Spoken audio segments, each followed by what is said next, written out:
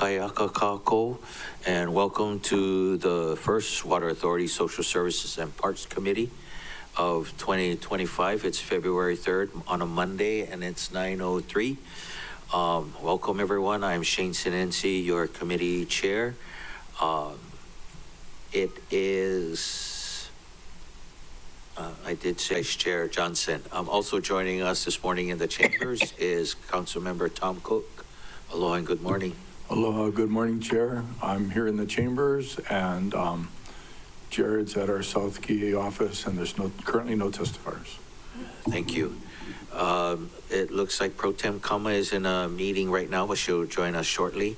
Also joining us online is Council Chair Alice Lee.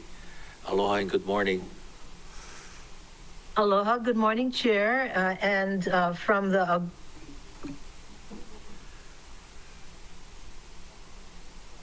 Did we lose her? northern part, can you hear me? Yes, we can hear you now. Oh, okay. And so the Algonquians say kwe as a greeting. So kwe to all. I'm here alone in my workspace. Looking forward to your meeting. Thank you. Mahalo Chair and Sikwe. Also joining us online is Councilmember Tamara Polton. Aloha and Sikwe. Aloha kakaya kakako, streaming live and direct from Lahaina Rec Center in historic Lahaina town.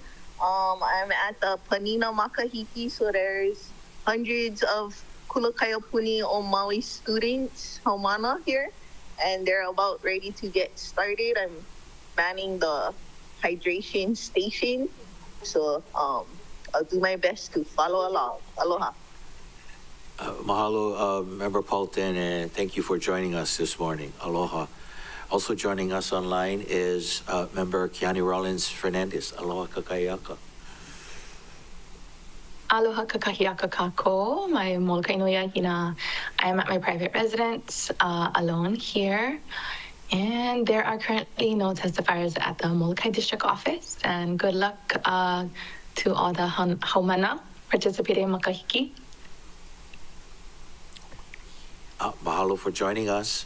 Also joining us from the chambers this morning is Member Yukile Sugimura. Aloha and Seikwe. Seikwe and aloha. Nice to see our friends here from Maui Mediation. Looking forward to your meeting, Chair. Thanks for joining us. And finally, in the chambers, we have Member Nohe U'uhachins. Aloha and Seikwe. Good morning. Good morning, everyone. Happy Aloha Monday. Yay to be back in committee and in chambers. Good to see everyone. Welcome, everybody. From the Department of Human Concerns, we have Director Lori Suhako. Aloha and good morning, Lori. And then from the Department of Housing, I'm not sure if he's on yet, but we have Deputy Director Saumalu Mata'afa. Aloha and welcome. There he is. Good morning, Chair. Good morning, committee members. Good morning. From our Corporation Counsel, we have Yukari Murakami, Deputy Corporation Counsel. Aloha and good morning. Good morning, Chair. Good morning. Thanks for being here. And our committee staff members that are here to help us conduct this meeting this morning is Ms. Griselda Paranara. Aloha. Ms. Clarissa McDonald. Ms. Ellen McKinley, welcome. Ms. Megan Moniz, our legislative attorney, Ms. Leigh Deneen, and also Ms. Jean Pokipala. Welcome, everybody. Members, on today's agenda, we'll just get right into it. We have social services related to the end of Maui Island's eviction moratorium, WASSP 1, Parent 1. If there are no objections, members, I'd like to be able to take testimony after receiving opening comments from our panel. Thank you, members. No objections. Thank you. Okay, members, today's agenda, and by March, tenants behind by 3 months also can. For landlords seeking to evict tenants owing 2 or 1 month of rent, those will begin later in the summer. To learn more about this process, we have the following resources with us today. Joining us online, we have Director Tia Hartsock, from the Office of Wellness and Resilience. Let's go to staff. Is Director Hartsock on for opening comments? Yes, Chair. Her video just popped up. Aloha, Director. Aloha, Chair. Thank you so much for having me. I'm happy to be here. We wanted to mahalo folks, especially Maui Mediation Services, for being there in person, but mahalo you all for putting this on an agenda. I'm Tia Hartsock with the Office of Wellness and Resilience in the Governor's Office. We are here to kind of share information. You went over a great amount of information about the Act 202 and the lifting of the eviction moratorium, so thank you for that. But we're here to share some details on possible funding support that we've been trying to identify what's out there, help organize. We've been meeting for the last few months with folks across Maui, including Maui Mediation Services, to try and line up resources, knowing that this eviction moratorium would be coming to an end soon. So thank you to several council members on this call. And of course, Maui Mediation Services and the judiciary for those ongoing conversations that we've been having for, I believe, since November on how to best align resources for when this hits. So happy to answer any questions. And again, thank you for having us here. Mahalo, Director, and also thank you for meeting separately with some of the council members for their personal questions to you. And mahalo for that information. We also have Ms. Bowers and Ms. Velo here from Maui Mediation Services for some opening comments. Aloha and good morning, Committee Chair, esteemed members of the committee and the council. I am Bhavon Bowers, Executive Director of Maui Mediation. Starting February the 5th, it is incrementally increased. We have already placed on our website a number of resources for both the landlords and the tenants, as well as a notice, an example of the notice that the landlords must present simultaneously to the tenants as well as to our office. We facilitated these same types of mediation several years ago after the pandemic with Act 57. So we have an idea of what to expect, but there are still many unknowns and differences with what we're going to be dealing with Act 202 compared to Act 57. I would now... They are wildfire victims or they're not. However, if they were affected by the wildfire. And from there, we will also do scheduling a mediation with the landlord and tenant. Now, when there is a scheduled mediation, both the landlord and tenant need to appear. And if the tenant cancels the mediation that was set, then the landlord can move the case, going to the eviction process with the court, if they choose to. Then if the tenant does not appear at the mediation as scheduled, also the landlord can then proceed with the court procedure. If they cancel the appointment, then of course they can, the landlords can go with the proceedings. And also, if there is a mediation but there is no agreement, then also the landlord can go to the court proceedings for eviction. Thank you. Thank you, Ms. Velu. We also have online Director Suhaku. If you have anything to add, Director?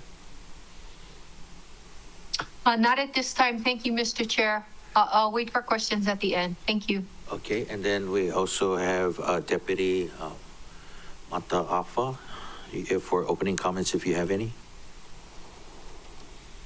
Thank you, Chair Sinensi, and thank you, members of the committee. I have no opening comments, but I will say that the department has been working really closely with the agencies that are contracted with in the rental assistance program to make sure that we are prepared once the eviction moratorium is lifted to help assisting people. So I will be available for questions later in the meeting. Thank you. All right, great news. Okay, members, we're going to go ahead to testimony. Let us begin with public testimony. Oral testimony via phone or video conference will be accepted. In accordance with the Sunshine Law, testimony can occur at the beginning of the meeting, but cannot be limited to the start of the meeting. The chair will receive, before we do, chair would like to recognize Pro Tem Kama, aloha and sekwe. Aloha kakahiaka Chair. Excuse me for being tardy. I was in a meeting this morning that ran late. But I'm here and ready to talk about mediation services and all that they will provide. Thank you. Thanks for being here. Okay, continuing on, the chair will receive oral testimony for agenda items at the beginning of the meeting. And as the item is called up on the agenda, testifiers wanting to provide video or audio testimony should sign up in the lobby outside the conference room or join the online meeting via the Teams link or call in to the phone number noted on today's agenda. For individuals wishing to testify via Teams, please raise your hand by clicking on the raise your hand button. And for those calling in, please follow the prompts via phone, *5 to raise and lower your hand, and *6 to mute and unmute. Staff will add names to the testifier list in the order testifiers sign up or raise their hands. For those on Teams, staff will lower your hand once your name is added. Staff will then enable your microphone and video and call the name you're logged in under or the last 4 digits of your phone number when it is time to testify. Written testimony is always encouraged and can be submitted via the e-comment link at mauicounty.us/agendas. Oral testimony is limited to 3 minutes. If you're still testifying beyond that time, I'll kindly ask you to complete your testimony. We ask that you state your full name and organization, but if you prefer to testify anonymously, staff will identify and refer to you as a testifier and assign you a number. Once you're done testifying, or if you do not wish to testify, you can view the meeting on Akaku Channel 53, Facebook Live, or mauicounty.us/agendas. Again, mahalo for your cooperation in advance. We'll be maintaining decorum, and I'll now proceed with oral testimony. Staff? Chair, the first testifier is Corey Sprinkle, to be followed by Jordan Hawker. Aloha and good morning.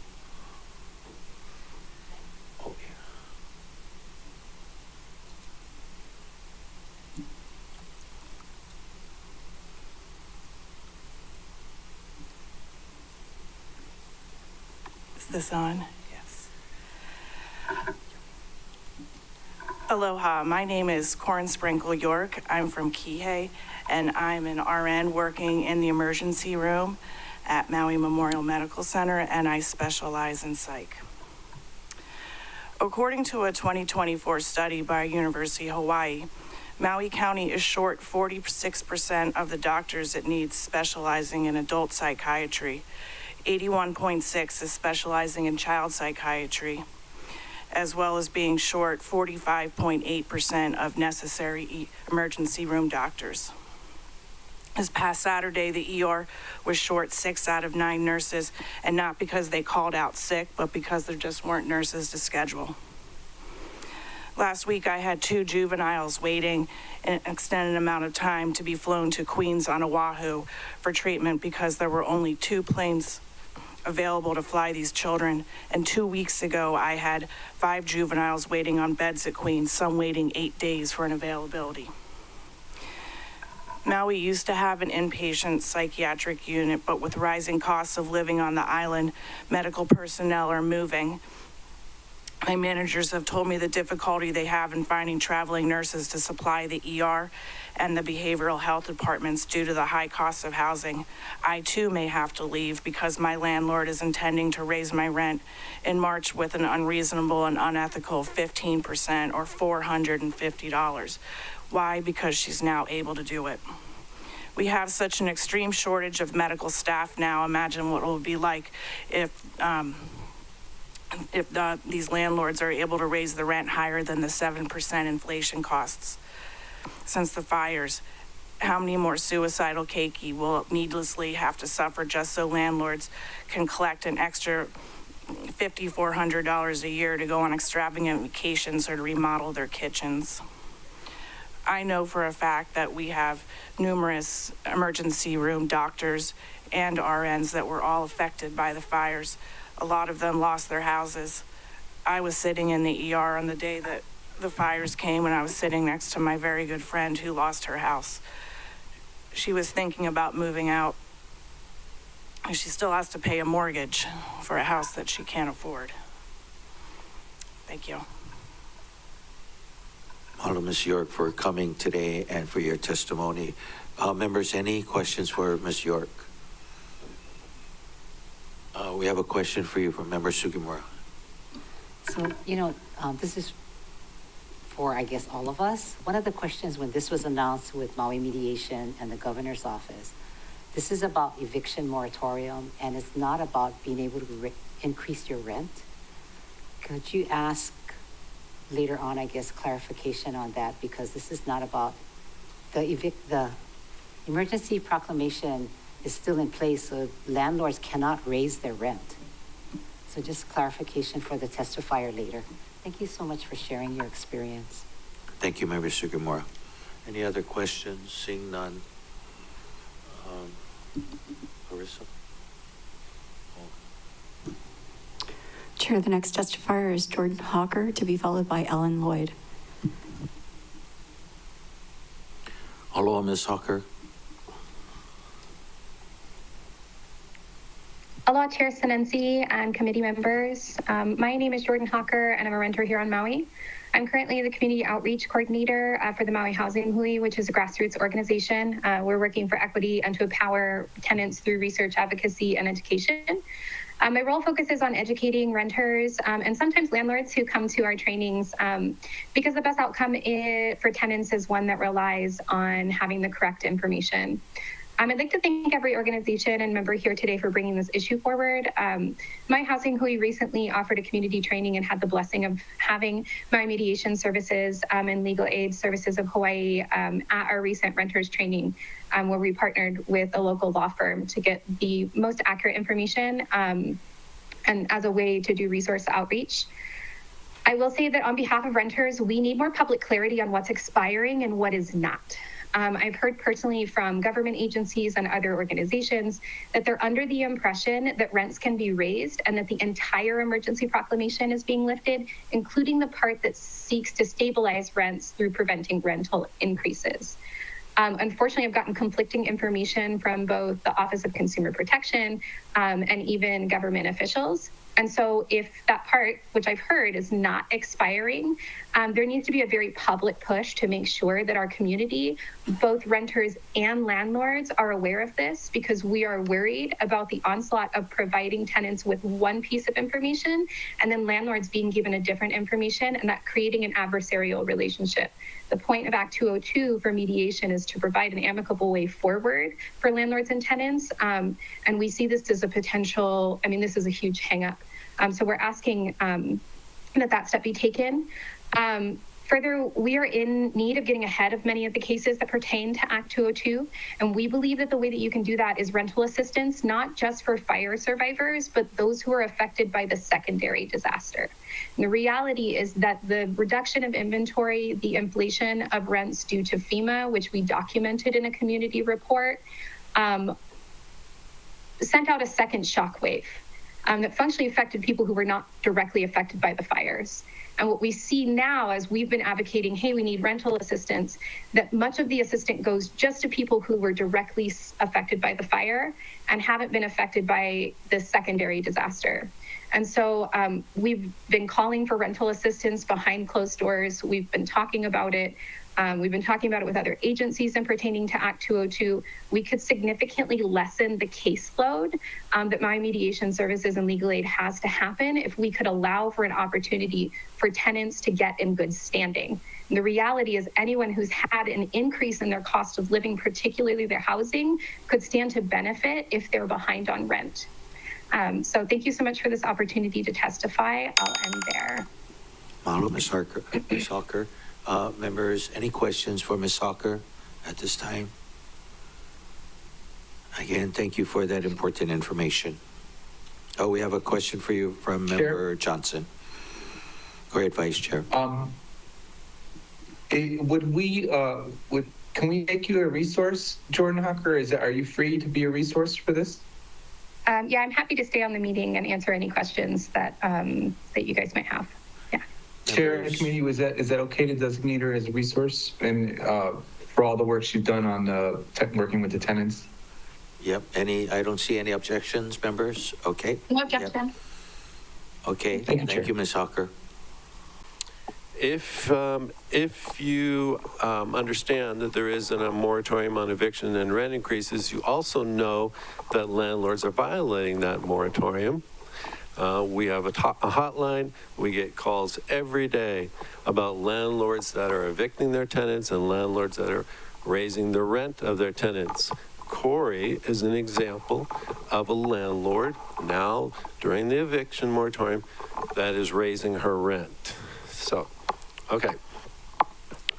So my presentation here has to do with social services available to tenants who are facing eviction because they can't afford the increase in rent that the landlord is giving them. So that's how this relates to this hearing. Thank you. Okay, so we began our campaign about 1 year ago for rent stabilization, and rent increases are still occurring just as I outlined, even with the moratorium. So that's our concern. We have a moratorium, rent increases are still occurring, which will lead to evictions. Okay. Rent increases are a form of violence against tenants and especially against families that have children, which disturbs their school schedule, makes them have to change schools. All right.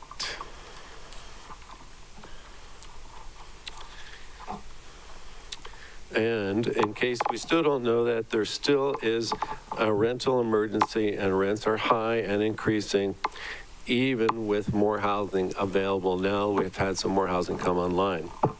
So let me give you an example. Again, this is about rents. Let me give you an example. In Lahaina, the average rent for a 2-bedroom, this was in November and December of last year, was $4,083.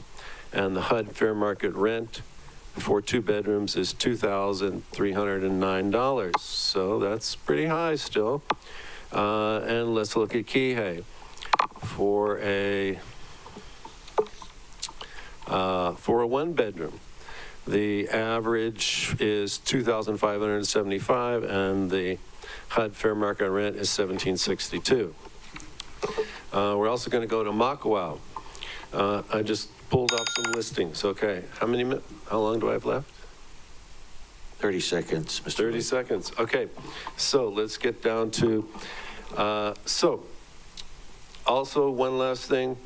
UHERO study, households impacted by the fire are paying an average of 43% more rent for the same or fewer bedrooms. So we're also concerned about the fire survivors. On March 1st, they're going to have to pay rent. And also, yeah. Okay, so we have 2 requests. First, in the 24 and the 25-26 mayoral budget and the council budget that should include rental assistance for fire survivors. And since I can talk loud, one more, that the county council propose and pass rent stabilization legislation to control the rent increases. Thank you. Hello, Mr. Lloyd. Hold on. Is there any questions for Mr. Lloyd, members? Great suggestions. Thank you for being here this morning. Okay, thank you. I believe Ms. Matthews was next.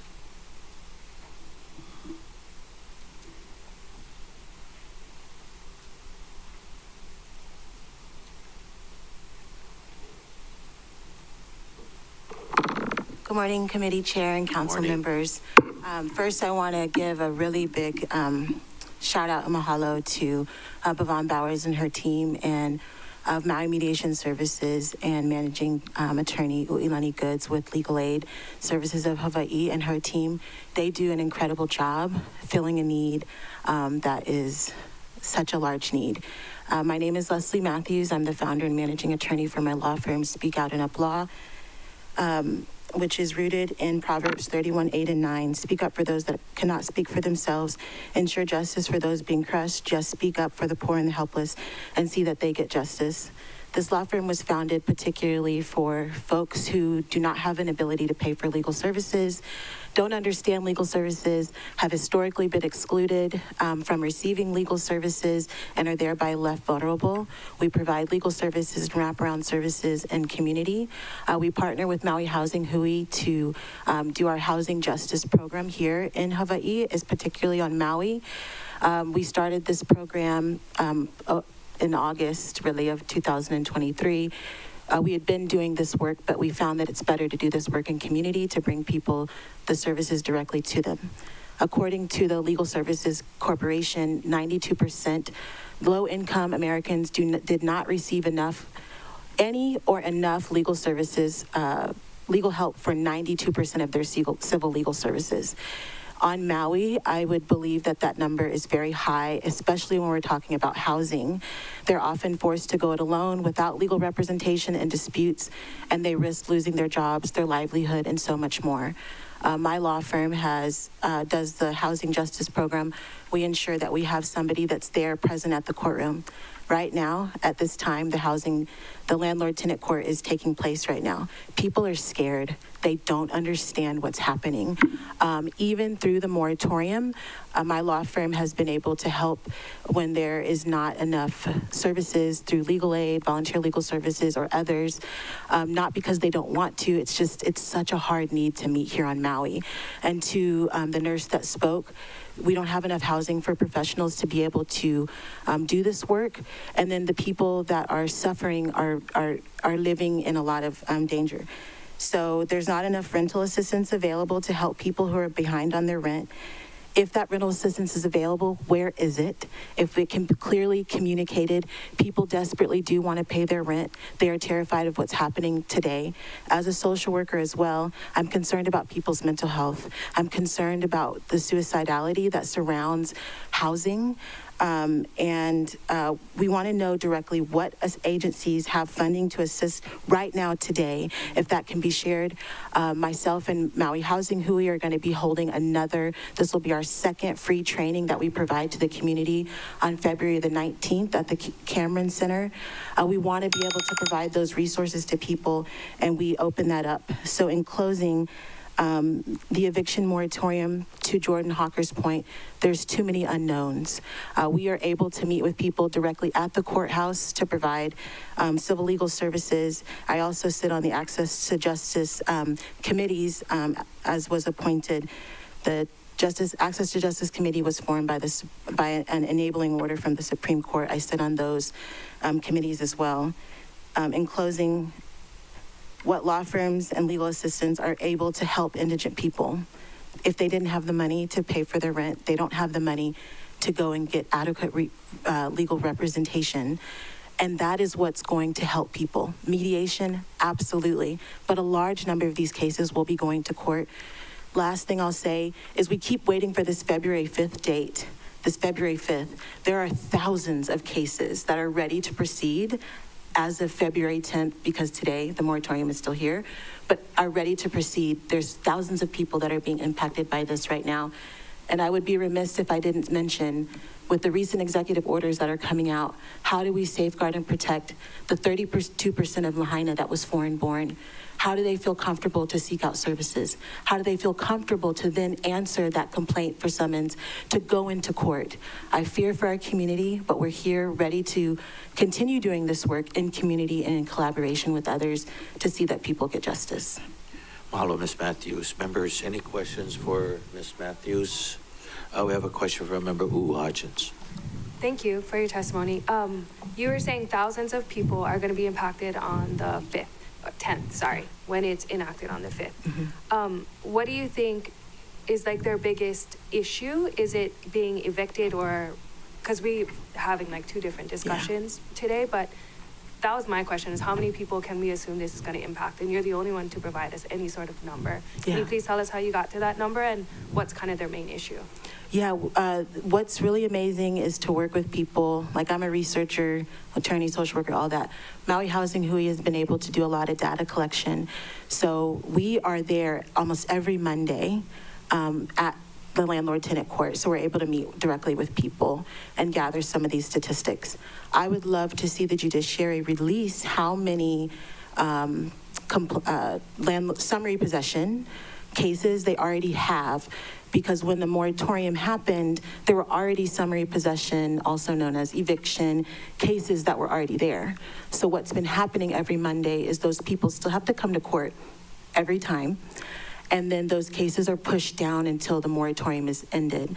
So since August 9th, since the moratorium went into effect, we already had those cases. Landlords have already filed those cases and they're held if they've already there. They're also going about it in other creative ways, filing for a subset money damages, so they can go after people for the money damages, but still stay in court. So there's literally thousands. These are our kids, our families, our community that are facing this. So I think a more accurate number could be sought from the judiciary. Maui, two other places that I've gotten research from is the UHERO Public Health Report that was dated May 15, 2024, the United States Department of Housing and Urban Development 2024 Annual Homeless Assessment Report to Congress dated December 2024. And that statistic is that Hawaii's houselessness has increased 87% when the national average is 18. And that is, and HUD ties that directly back to what's happening here on Maui. So I'm excited that we're thinking about what's happening, but it's already happening. We meet with people. Just this week alone, I'm going to meet with Kupuna from one of our places that does subsidies for people who are elderly. I'm going to meet, we have so many consultations just this week alone to help people that are already in this situation. So I hope that answers your question. It does. Thank you very much. Thank you. Thank you, Member Hutchins. Next, we have a question for you from Member Polton. Yes. That was going to be my question. Thank you. Okay. Any other questions, member, for Ms. Matthews? Seeing none. Thank you for being here this morning. Thank you. Ms. McKinley? Chair, the next Chair, if it's okay, if you can send the question that she said to the judiciary under your signature, that would be great. Staff, you got her question to the judiciary. Okay, duly noted. Chair, the next testifier is Nara Boone, to be followed by Lisa Darcy.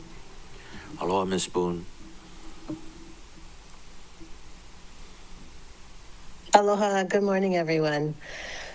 My name is Nara Boone. I am also with Maui Housing Hui, and I'm someone that has experienced housing insecurity during the COVID shutdown. I was really excited when I saw the mention of social services in the announcement of this meeting on the agenda, because while I'm thrilled that Maui Mediation Services is offering what they are, we need more for our community. I've been really impressed with the testimony that's happened so far. So many people have covered the topics that I would like to cover, but the main thing I would like to say is that our community needs and deserves rental assistance. Something that seems to have been overlooked in all of us, the collective effort to assist with fire survivors and fire recovery, is that our greater community has been affected by this fire and has not received enough assistance in general. We have thousands of people that are traumatized. We have thousands of people that were affected by the tourism industry or that worked in Lahaina. and lost their job. I saw a report that 1/3 of people that worked in Lahaina have been displaced since the fire. So where is the assistance for them? As Jordan mentioned, we have gotten really conflicting information from government officials and the Office of Consumer Protections in regards to the understanding that the entire emergency proclamation is going away, not just the moratorium on evictions for non-payment of rent. So it would be great if there was a public announcement made. Maui Housing Hui has worked with TIA's office, the Office of Wellness and Resilience, and we created graphics that were shared out by the governor's office in regards to the moratorium and Act 202. But obviously, if the other end of the landlord-tenant hotline is giving incorrect information, we need to get more out there. We need to get the correct information out there. I'm concerned that fire survivors are going to have to start paying a portion of their rent come March 1st. So we have not only all of us that were indirectly affected by the fire struggling financially and to cover rents, we now have fire survivors that are also going to be in need. I want to stress that we don't have safe spaces for people to park and sleep overnight. We don't have campgrounds. We don't have enforcement. Councilmember Yukile Sugimura said that landlords, they cannot raise rents, but they are raising rents. Landlords are raising rents, and they can, even under the emergency proclamation, if they can document and show operational costs or if it was written into the lease already. Everyone is traumatized. If we get rental assistance for people in addition to mediation, then not only do tenants dig themselves out of the hole and keep a roof over their head, but landlords get the much needed assistance they need to pay their mortgages as well. So again, thank you so much for holding this meeting, and I look forward to working with many of you on the screen again soon. Mahalo. Mahalo, Ms. Boone, for your testimony this morning. Members, any questions for Ms. Boone? Seeing none, again, thank you for your participating. Next, I believe we have Ms. Darcy online. Aloha, Ms. Darcy.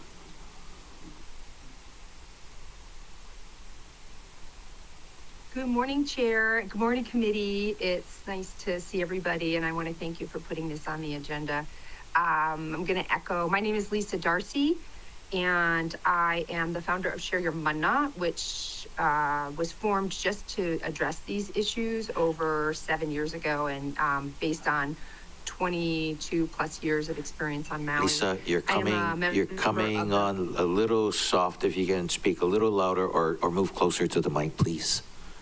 Oh God, no, please. Okay, I'll speak a little louder. Okay. I am a member of the Hawaii Public Housing Authority Board, and I represent Maui County. Today, I am here as a member of Share Your Mana and of the community that is already previously spoken.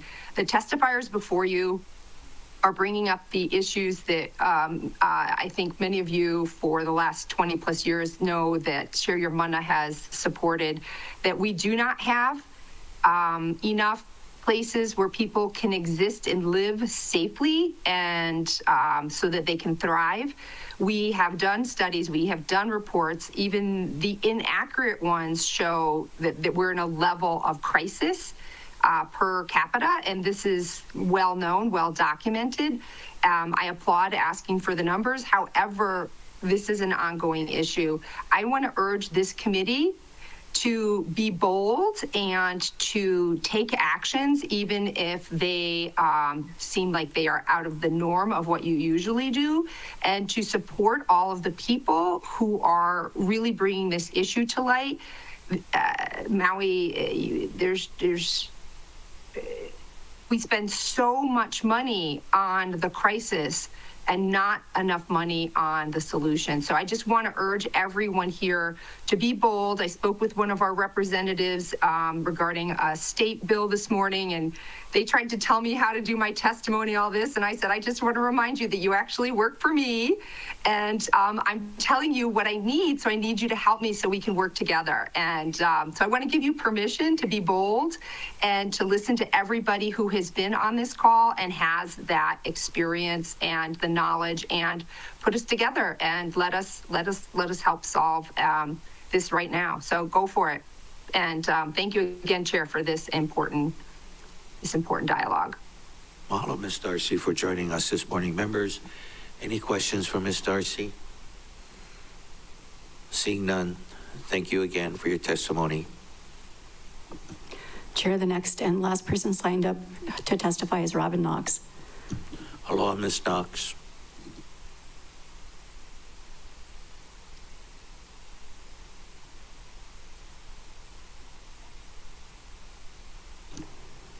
Ms. Knox, you're muted.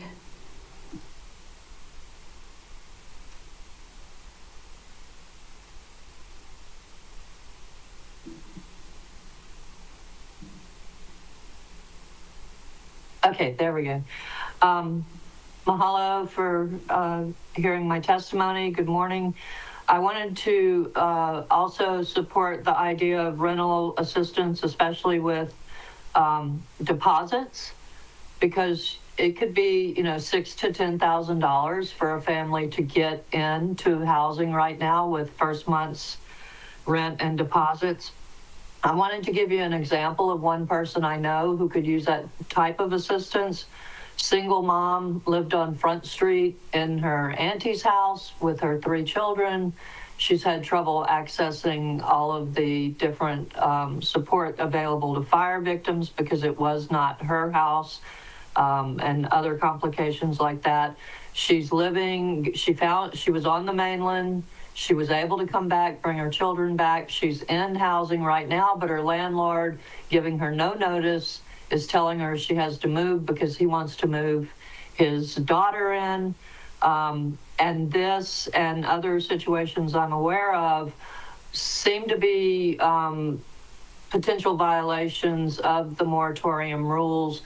And I just wonder how those rules on rent increases and who you can, under what circumstances you can break a lease with a tenant, how those are being enforced, and is there some way to anonymously report, maybe a county agency that it could be reported to and that agency could advocate, because people are afraid and they're traumatized. Also want to second the thing on the homeless, houseless resources. I'm especially concerned about South Maui. I work in the gulches and in the wetlands, and that is where our houseless population lives. And they're in extreme danger with the kind of storm events we've had. And there's no shelter available in South Maui. There's no, safe parking. There's no homeless shelter. And the county was even slow to open up the emergency shelters when we have an approaching storm. So I don't want to see another death associated with floods or any harm come to any person because they were houseless and living in the gulch. So if you could please look into those issues as well. Mahalo. Mahalo, Ms. Knox, for your testimony. Members, any questions? Seeing none, thank you for your testimony. Chair, the next testifier is Jade Moreno. She's currently the last person signed up. Aloha, Ms. Moreno. Aloha, council members. Thank you for holding this topic in public testimony today. I'm a member of Maui Housing Hui and a community member who has also had to find housing since the wildfires. So I'd like to speak on 2 fronts. And first is the personal front. When people are looking for housing here, we are competing with one another for such a low inventory. And I just want to mention how difficult that is, adding to the stresses and trauma to fire survivors in the greater community who's been traumatized by this experience. In addition to that, I'd like to talk about the research. I appreciate the request for numbers. I'm a researcher with the Maui Housing Hui, and numbers are meaningful, but they're difficult to measure here for several reasons. And with or without those numbers, we all recognize that there is a housing crisis. It existed before the wildfires, and it has only grown since then. Data from UHERO has helped us put some of those numbers in place, and other organizations like CHNA have been working hard to do that as well. Maui West has been working hard to do that. The resources are growing, but we all work in this sphere, and we live here and we hear these stories, so we know that the housing crisis exists. I really want to echo the call for rental assistance and clarity of information. Our community members will benefit from the idea of certainty and funds. Landlords will be made whole, renters can get caught up. Mediation is one step towards a solution, but we all recognize that we need to look at a more creative approach and implement many different elements to start to reduce the upward pressure on this rental market. I appreciate your time. Thank you. Mahalo, Ms. Moreno. Members, any questions for Ms. Moreno at this time? Seeing none. Thank you for your testimony. Thank you. Chair, there's currently no one else signed up to testify.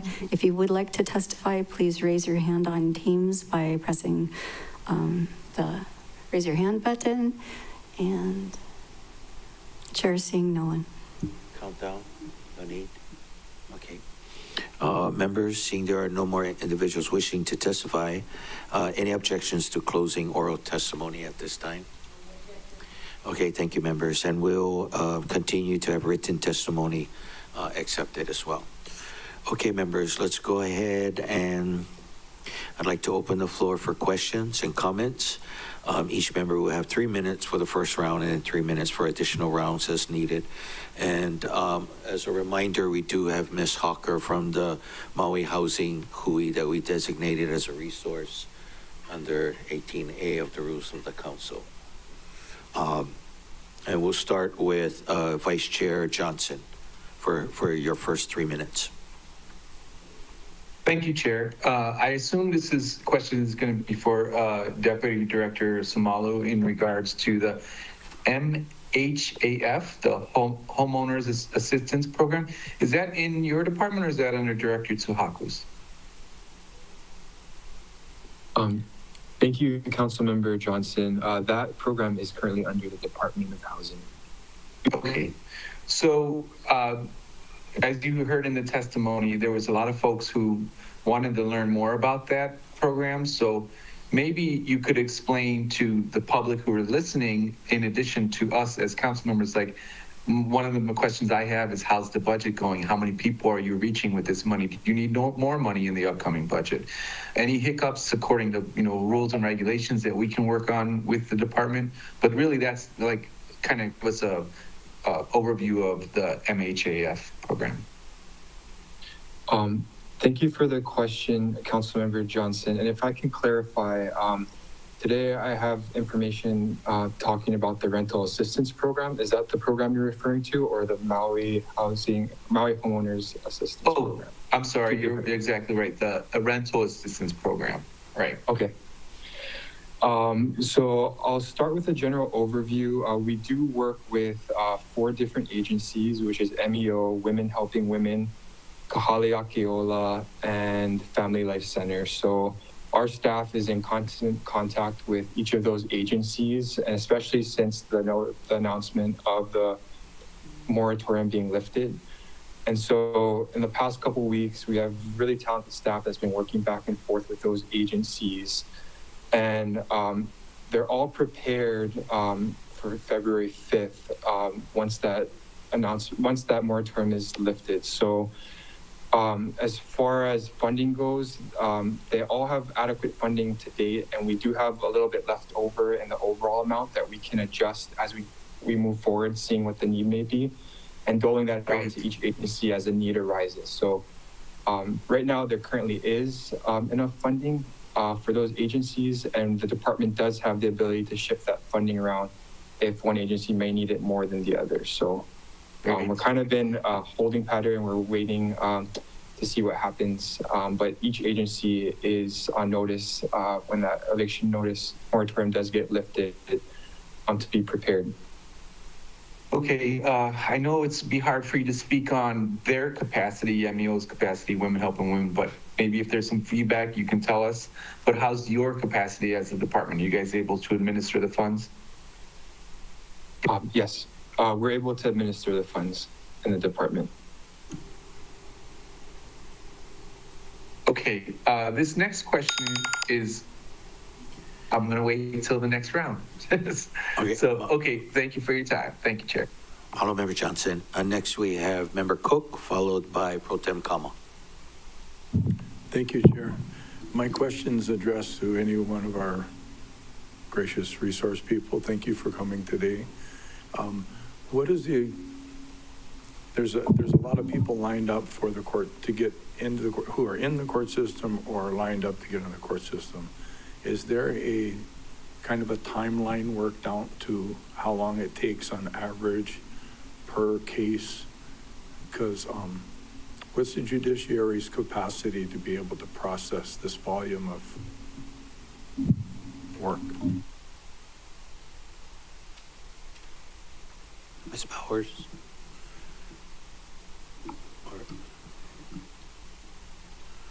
Yeah, there you go. Councilmember, by sharing your experience, and that is, it seems like that is the missing link, the elephant in the room of this discussion, is because even if there's financial resources available, is it a matter of if they're in the court system at some point in time, that would, if it doesn't happen during mediation and monies become available afterwards to either assist the tenant and landlord, or preferably both, it just seems like this is going to take forever and there's not a resolution and process.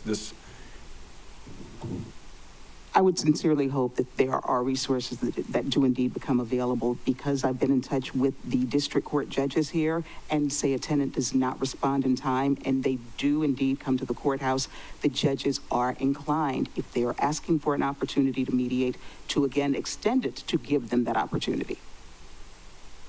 Thank you, Chair. I'm going to listen and hopefully learn something. Mahalo, Member Cook. Next, we have Pro Tem Kama, followed by Chair Lee. Thank you, Chair. So I think I wanted to get back to Deputy Director Mataafa about the homeowners assistance program. How much money do we have left, and how many people can we help?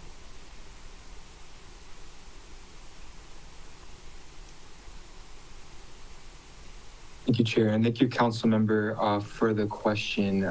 We currently have 2.67 million encumbered.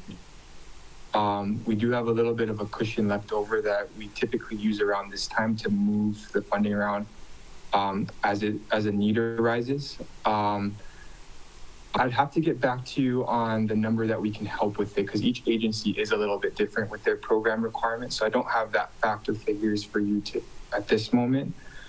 But we do have a couple 100,000 that we can move around right now to be available for participants in the programs. Thank you. And then I think my next question is for mediation services. So the time that it takes for the tenant for the landlord to actually give the tenant the notice, and then they go through the mediation process and however long that may take, and then what has been the average in terms of that? Because as each day goes by, right, those tenants, or as each month goes by, those tenants are still going to have to pay rent, and so that means if they're 4 months behind, they could conceivably be 5 months, depending on how long this process takes. Correct? We're aiming, Council Member, to handle the mediations as soon as we are able to have contact between both of the parties. Landlord must be in touch with us.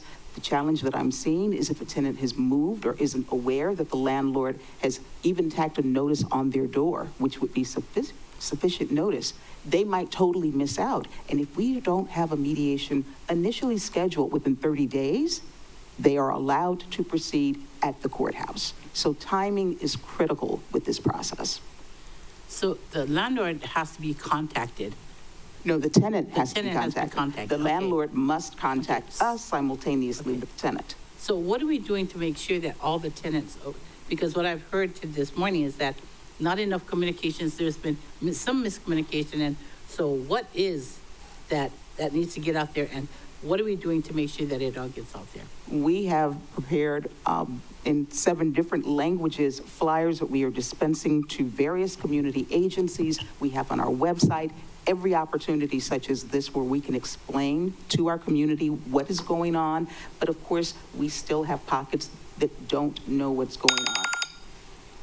Okay, next, Sean. Thank you, Chair. Mahalo Pro Tem Kama. Next we have Chair Lee, followed by Member Polton. Thank you. I am also interested in the numbers. I think we need to have a better handle on how many people are being affected so we know how much money is needed to help them.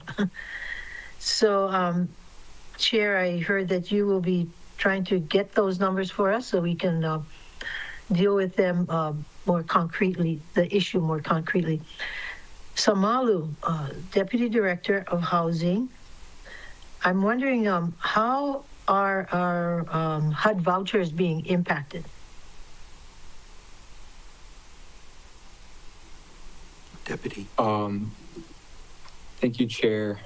Is there a more specific question there? I think we're okay right now with our HUD vouchers. But is there something particular you're asking as far as impact goes? What we're talking in the context of landlords raising their rents. So were our HUD vouchers impacted initially because the landlords couldn't raise their rents and now they can raise their rents? Is that going to impact our vouchers? I'll have to get back to you on that question, Alice. I'll have to go touch base with our housing program manager at Section 8, and I can give you information in writing, if that's okay. Yeah, that'd be wonderful, because my understanding, okay, is that we have approximately 1,500 households on the voucher program. That's correct. Okay. And I know that it runs about $26 million, the whole program itself. And then of that, we get about 10% to run the program for HUD. So I just would like to know the impact, if any, of what's going on with moratoria on the HUD program. And then you mentioned $2.67 million encumbered. So what was the initial amount that we set aside for rental assistance? Thank you, Chair Lee, for the question. So we have $3 million appropriated. What's been encumbered to date is about 2.7 million. And then what's been spent to date is a little over 2.2 million. Okay. Between all 4 programs. So I'm sure that all of you are trying to adjust to what is coming down the pike. So have you inquired as to how much more money we need with regard to the rental assistance program? Thank you again for the question. Yes, so our staff is working closely with each of the agencies, and right now we're in the period which happens in the fiscal year, the typical fiscal year, where we're working with the agencies to see how much more money they may need and adjusting that additional leftover fund. So we're just in that process right now. And right now, it doesn't look like we need any more added, but that might change. So if it does change, we'll come back to you folks. Thank you. Okay, so you are working on this issue in anticipation of all these changes coming up. Thank you. Correct. Thanks. Thank you, Chair. Mahalo, Chair Lee. Next we have Member Polton, followed by Member Rollins Fernandez. Thank you, Chair. I think my first question would be for Ms. Jordan Hawker or someone from the Housing Hui. When you were saying that, shucks, I'm not sure if it was you exactly, but folks were saying that landlords and tenants are not clear that rents can't be raised and the rest of the emergency proclamation is still in effect, and that you're getting not good answers maybe from the Office of Consumer Protection. Is that correct? Yes. So what we've been hearing and seeing is, like Nara had stated, we've been in communication with the Office of Wellness and Resiliency and gotten that clarification from the governor's office that the portion for rental increases is not expiring, just the part that protects people from being evicted if they haven't paid their rent. However, I made a personal call to the Office of Consumer Protection for the Maui Division, and I said, hey, what are you informing the community? And he said, the last information that we were given was that the entire emergency proclamation was going to expire. And, Maui Housing Hui knows that that's not the case, and we're doing our due diligence to put out into the community in any way that we can. But I do believe that information is being given out to landlords that states otherwise. And so, our concern is that as Councilmember Yukile Sugimura had said, right, that's the portion for rental increases isn't expiring. But we do believe that there is enough of the community that is not in the loop on that, that it can cause issues.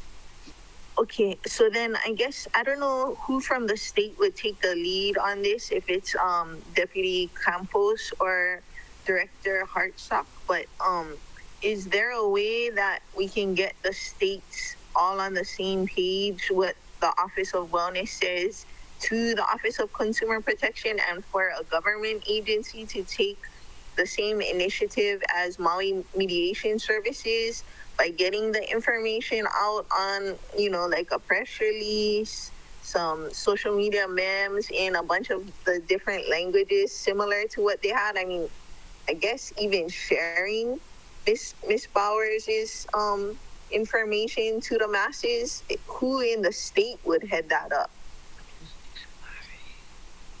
Director Hartsock. Yes, thank you for that. Aloha, Councilmember Halton. Great question. I wanted to clarify a few things.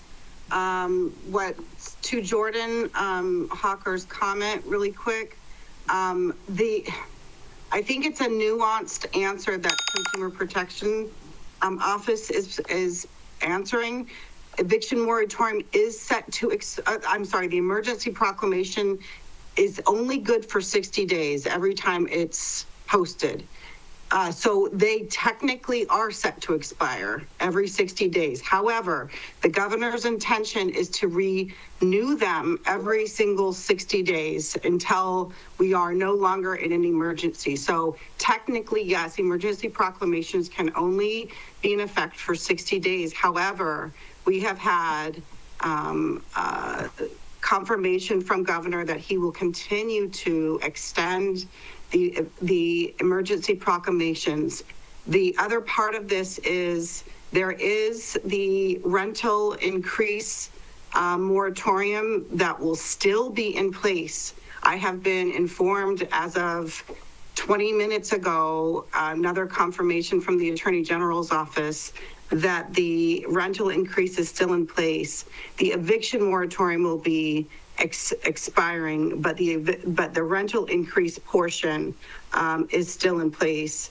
And the Attorney General's office has received over 250 complaints to date relating to the emergency proclamation, specifically about housing violations. We were told that there was about 171 that were determined to not be a violation. About 35 were corrected, and about 41 are still under investigation. Those are the latest numbers that we have. That was stated in a press release and an article on Hawaii News Now. So I can drop that article in the chat. We are also, we also got confirmation from the Attorney General's office about 20 minutes ago, because I wanted to make sure I had the most up-to-date information for this meeting. Residential rent increases can currently only happen under a limited set of circumstances. One, to cover documented increased operating expenses by the landlord, or two, for some affordable and workforce housing projects that have regulatory agreements allowing reasonable rent increase to ensure that operational and maintenance costs can continue to be covered without jeopardizing the projects. Those are the only two reasons that there are that landlords can increase rent, but there still will be a residential rent freeze remaining in place past February 4th. To answer Councilmember Paulton's question, we have been posting on Governor's social media. There has been articles in the news. I can definitely reach out to, we've been talking to again, we've been meeting regularly with council members, your folks' constituents on Wednesdays, trying to inform as much information as we can through our ongoing Maui Strong Mental Health meetings. And then we've been meeting with the council members as much as we need to. There's actually an event tonight. It was supposed to be last week, but there's an event tonight at Cameron Center, I believe. But Bhavon is sitting there. It was rescheduled because of the weather last week, but there's an event tonight at Cameron Center to go over information around this. There was a meeting a week and a half ago that about 100 people showed up to, trying to get the correct information that we provided as well at that meeting. We have, I'll stop there. I hope that answered your question, Councilmember Paulton. I guess my question was more like, Hula Girl washed up at Honolulu Bay. I called the media to get the story out. They came and did a story on the news. Is there not a way that the state government can call, just like Chelsea Davis, all the news outlets, Gary Kubota, the same way as this is big news? I don't know that all the tenants and all the landlords are going to meetings because life. So I mean, if we can blitz the media somehow that the rental increase moratorium is not over, as well as lay out the process laid out in Act 202, because I'm sure that majority of the people that are facing this aren't aware of that whole thing, the steps and how to prevent things like that. So I guess that was my more pressing question, is if we can do some sort of media blitz to get the information you just got 20 minutes ago out, to get the information, the process laid out in Act 202 out. Sorry, thank you. Yeah, and Member Paulton. Am I allowed to answer? Or? We'll go on for now, but it looks like Chelsea's here, so Chelsea is on it. Okay, we'll go. Hold on, Director. Mahalo, Chelsea. Yeah. Member Rollins Fernandez will have some questions. Go ahead. Mahalo, Chair. I'm happy to allow Director Hartsock to respond to the question or comments. Director. Thank you, Council Member. Okay, thank you. There was a press release done and several stories run on the 29th of January, so we can do it again. I will let our comms folks know to make sure we clarify that very specific detail. I also have asked the Attorney General's office, Council Member, I asked the Attorney General's office if possibly we could get a letter from the Attorney General stating that specifically, so that tenants could utilize that letter and provide it to the landlords and say, here's the information, here's a letter from the Attorney General's, this is how it's specifically laid out, this is what's legal, this is what's not legal right now. We are encouraging folks to reach out to the Attorney General's office at hawaiiag@hawaii.gov. That's their email. I can drop it in the chat. In order to provide information on any landlords that are increasing rent past this time, or that they are actively doing investigations, and they are actively taking a lot of calls and have been for several months now. But I agree with you.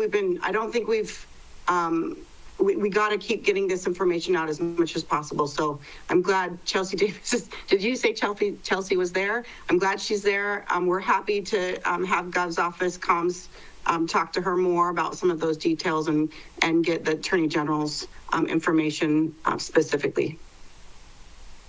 Mahalo, Director, and mahalo, Chelsea, for being there too. So regarding Member Paulton's question, I'll just stick to comms. Social media. So, like laying out the steps in Act 202 so that it's really easily digestible and easy to share for like Maui Housing Hui, Lahaina Strong folks, tenants association, so that they can just really flood social media so that more people will be able to see it. Can that be done as well? Yes, definitely. We posted on Gov's social media. We reposted. I know Maui Housing Hui reposted. We can continue. I'll see if comms can repost again because of the timeliness of this, especially tomorrow. I'll make sure that that's done.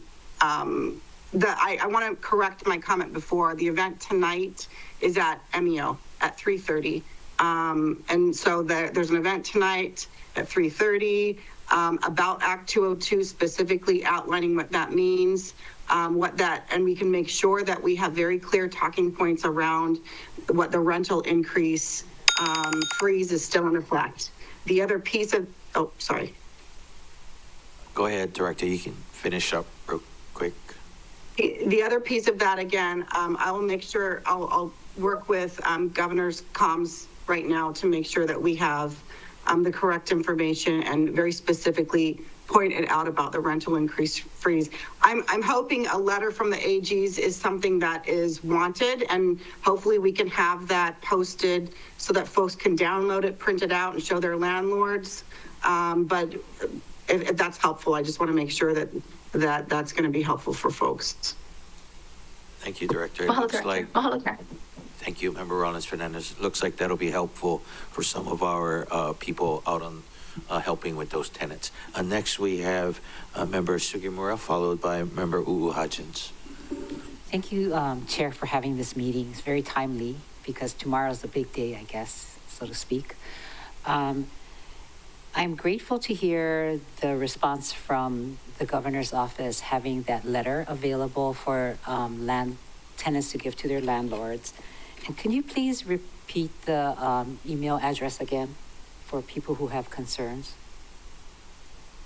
Yes, it is hawaiiag@hawaii.gov. Okay. I'll put it in the chat now. Thank you very much. No, I can't put it in the chat. hawaiiag@hawaii.gov. Okay. So that means people, both sides who may have questions, I wonder if you could schedule another meeting just so that people can get that clarified. Yeah, we're already getting calls, so yeah, sure. That's a confusion. Maui Mediation Services, you did say in your presentation that you talked to the tenants to see if they were wildfire victims. Can you please explain that? When we speak to the tenants and to see if they are wildfire victim, we would ask them how were they affected, if they were affected by the wildfire, whether it's loss of residence, loss of job, or anything that would indicate that they were part of that or they were affected in some way, because though they may not lose a house, maybe their house wasn't there, but their employment was a business who was in Lahaina and they got destroyed. Oh, okay, wait 1 second. Mm-hmm.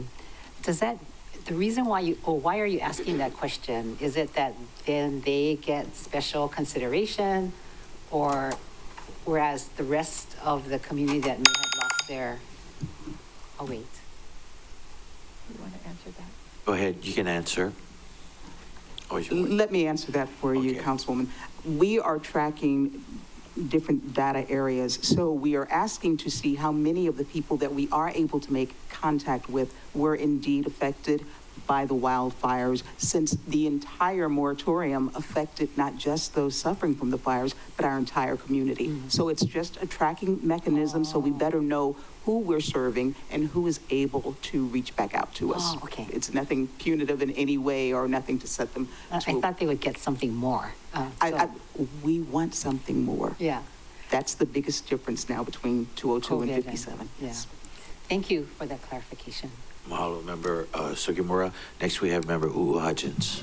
Thank you, Chair. Can I also ask, before I ask my questions, can we take a bio break after my questions? I might have one question, but yeah, Okay. we can. Okay, thank you. I don't want to miss anything, but I've been holding it for a while. Okay. For Maui Mediation Services, I did take a look at your website, and you do have great one-pagers of information for tenants, landlords, and additional resources that might be great for other people to repost. I found them quite informative. I do want to know your opinion on how many households do you think this is going to impact? Councilwoman, the number, it would be a wild guess for me to put an actual number. Okay. I've heard 5,000 buildings were destroyed. I'm hearing 1,000 people a month are leaving our state. Right now, that is our great unknown. And because we don't have the same type of financial support that was there previously after the pandemic, how many people have already left that will be affected? And yet no one wants an eviction on their record, because that will make it entirely so much harder to find a new resident. And as so many people here have said, we're in a housing crisis, which is where we have been. So right now, I can say we're preparing for a flood. Okay. Okay. And this is going to be kind of an oxymoronic question. I want to preface that. I realize what this is going to sound like, but what are some of the unknowns that we can anticipate? The unknowns include? Besides data, besides how many households?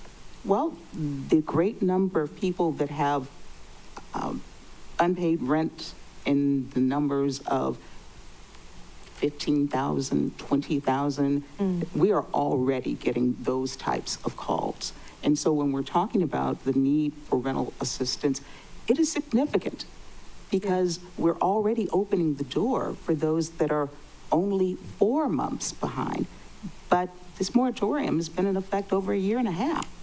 And we are hearing horrific stories from both sides, from landlords and especially tenants, some very egregious things that are happening. And then if we add in the complication of someone where English is a second language, or given what's going on with our politics, those that are fearful to even make contact with us, there's another challenge that we're anticipating. Thank you for sharing that. I have a question about the process of mediation. I did see on your website that if an agreement's not made, then the landlords can choose to go to court. About how long do you think your mediation process takes? And then what happens if there's a standstill? How long does that standstill, if agreement cannot be made, before you go, okay, you know what, you folks can work it out in court? Councilman, every mediation is different. I will say that in general, when we were doing the Act 57 mediations, they normally didn't take longer than an hour and a half. Wow. But we also had significantly more rental assistance available to bring to the table. And so that's why I keep harping on the fact of the need of rental assistance, because we don't want to be just a speed bump to the courthouse. Got it. Can I just ask one quick, Sanchit? So without rental assistance, do you think that this mediation is going to take longer? No, I'm not going to say take longer, because we're still offering the parties the opportunity to come together. And oftentimes this is the first time We might have had tenants who were hesitant to even have a dialogue with their landlord out of fear, or the landlords might not even be on island. So it's just the opportunity to bring them together, because no landlord wants to lose a good tenant, and no tenant wants to lose a home that they've been relying on for shelter. Thank you. Thank you, Chair.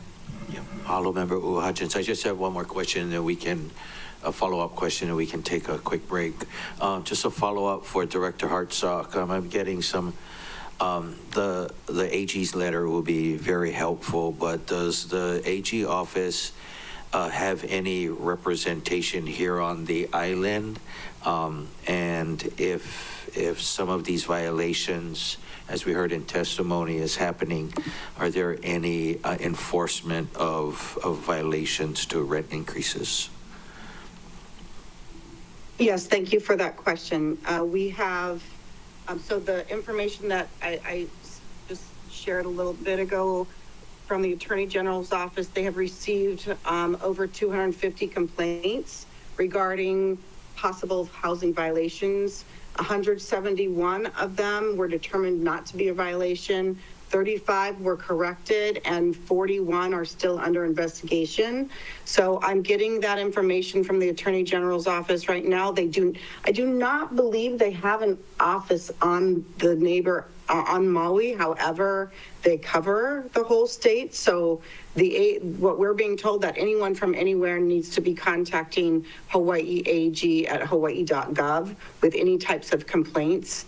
And so they're processing information regularly, daily, about the moratorium and about the rental, residential rent freeze. Okay, thank you for that. All right, members, we've reached the mid-meeting mark and we'll take a 10-minute break. Is that okay? And we'll be, the What's Up committee meeting of Monday, February 30th is in recess till 10:40.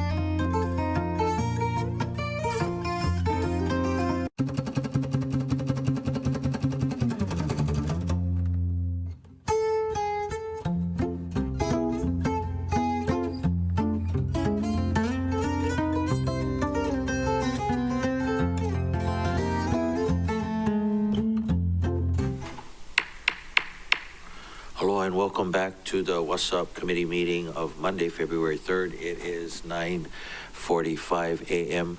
Mahalo members for that bio break. And we'll continue, great questions so far, but we'll continue on with our second line of questioning, 3 minutes each. And we'll again go back to Council Committee Vice Chair Johnson. Go ahead.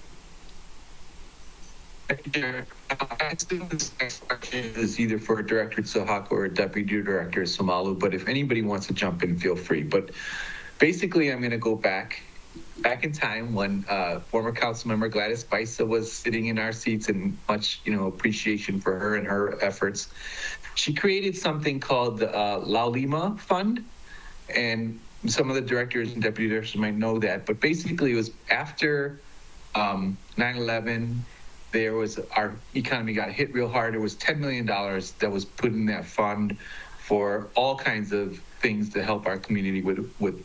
The rental assistance that was provided through DHHC at the time and now with the Department of Housing is almost an offshoot of that. So it is $3 million like you notified. And I would have to do more research on that Laulima project or Laulima fund to understand a little bit more of the scope there and to see if it may be something we could try to look at within the Department of Housing. Well, thank you, Deputy Director Mataafu. I went back and pulled up the Budget and Finance report back in 2001, and I'll just highlight a sentence here. As presently designed, the program would be implemented for 3 months and will provide assistance to families in the areas of food and necessary personal items, housing, utility bills, and medicine. Ms. Baisa stated that partnering agencies with the experience in operating crisis assistance programs will be utilized to take applications and determine eligibility. All benefits would be paid directly to the vendors. Those items, the food, the utility bills, the medicine, we know that when folks are struggling to pay rent, they cut down on their food bills. So they eat ramen noodles and less healthy food in order to pay their mortgage or their rents. And we know that Kapuna, when they are struggling to pay their rents, they cut down on their medicine. So instead of taking 3 pills, they take 1 pill.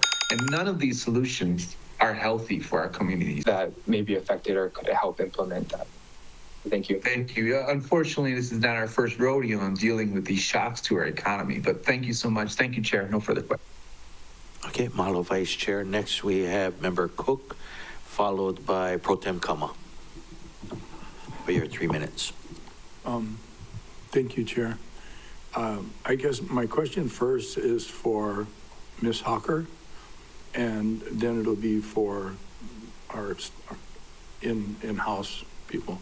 I think statistics are going to be really important in sort of looking at navigating this so that we can find out and put into different categories, not necessarily for justification, but to sort it out so that people aren't. It is definitely something that's on our plate. We were focusing in this time since really October 2023 on how to legitimize community voices and experiences as data points. But it's safe to say, and we can get this all together. If this body is saying, hey, we want really concrete numbers, we want to deep dive into the data, then I believe that that's something we can do. I will say that, 50% of area median income is about $55,000 a year. And I think we all know, basically anybody who's, I can say safely, at 50% area median income is at huge risk of becoming unhoused. And I think that's what we should look at this issue. The bottom line here is being unhoused, and we know that people are subjected to terrible circumstances. Their health plummets, both mental and physical, and that's what we want to avoid, right? As more people ending up on the streets. We know that the wages have not raised in any significant way, even with the minimum wage being increased, that puts people in a financially stable environment. And so we have 2 classifications of renters that I think this body should know about, which is rent burdened and then severely rent burdened. So anything over 30% of income is considered rent burdened if you're paying that towards your rent, 30%. But then once you get into the 50% category, which I would say the market rate as it's been increased over the last year and a half is up there. we look at functionally that becoming an additional weight on people.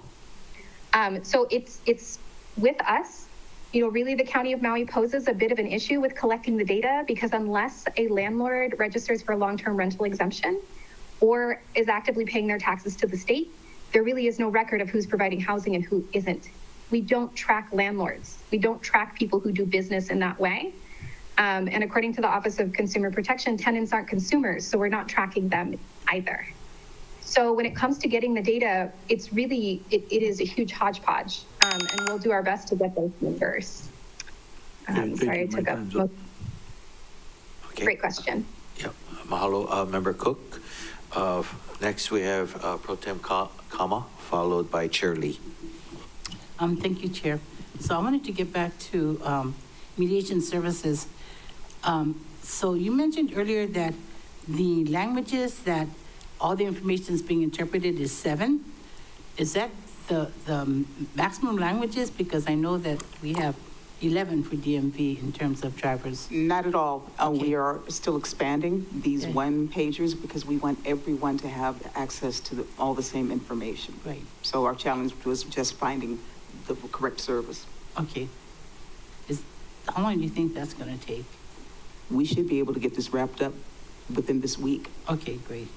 And then earlier you also mentioned that there are pockets of communities, I think you're talking about, that you're having a hard time reaching or are not able to reach or not sure where they are. When I was referring to the pockets, I'm talking mostly about those who have immigrated here from other areas. And also that's combined with the English language being another barrier for them. So we have insulated communities that really trust their own. We need to be able to reach those communities that don't really participate in public forums the same way that others do. Do you know who those pockets are? I identify just off the top of my head a lot of the Marshallese community here. Yeah. Some of the Tongan community as well. Yeah. It's just those that are more insulated and circular than coming out to meetings, coming from grants and other fundraising, efforts. Our fees for service. Okay, so the question is it enough? What you're receiving, is it enough? And do you have the capacity to handle hundreds of more clients? To answer the first question, it is not enough. The way that we are able to cover the proposed Act 202 cases is the legislature provided $410,000, period. That is for administrative cost, including the contracted mediators. And that is how we are preparing for the flood of cases. So we have mediators that are going to be compensated that can do at least 5 mediations a day per contractor, and we have. It's definitely on our radar. Our advocacy director has raised her hand, and she is here. I believe a majority of our crew is well, here. Thank you, Jordan. The reason why I raise this issue is because it's important to us because we need a justification for the monies that we allocate. But in addition to that, 2 things. One, we don't want to create an extraordinary burden on you who are trying to advocate, and trying to help with services. So if we can help in that regard, extracting or obtaining numbers, let us know. We'll figure something else out. The other thing is, we just want to make sure, we appreciate all the work that you guys do. And we just, as we prepare for our new budget, you wouldn't believe how much competition there is for the same pot of money. So we have to think ahead and try and figure out how we're going to perform this miracle. Thank you. I hear what you're saying. Thank you for your question and comment. Mahalo, Chair Lee. Next, we have Member Bolton, if she's on. Member Bolton? My first question is for Ms. Bowers. Have you been able to get in touch with Roots Reborn and Kabigan Ngla Haina as to those pockets of folks?